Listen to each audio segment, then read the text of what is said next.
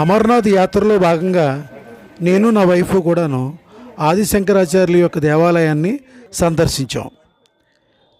శంకరాచార్యుల దేవాలయము లేదా జ్యేష్ఠేశ్వర దేవాలయము అనేది జమ్మూ మరియు కాశ్మీర్లోని శ్రీనగర్లోని జబర్వాన్ శ్రేణిలో ఉన్న శంకరాచార్య కొండపై ఉన్నటువంటి హిందూ దేవాలయం.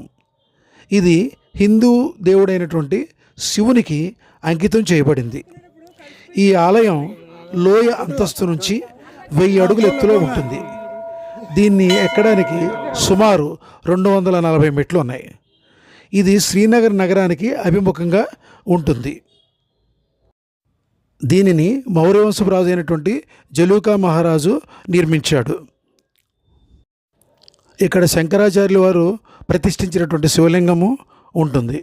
తర్వాత ఆయన తపస్సు చేసిన స్థలం గౌరీకుండు ఉంటాయి. దీని ముందుగా మీరు చూడండి. స్థాపకాయ చ ధర్మస్య సర్వధర్మస్వరూపిణే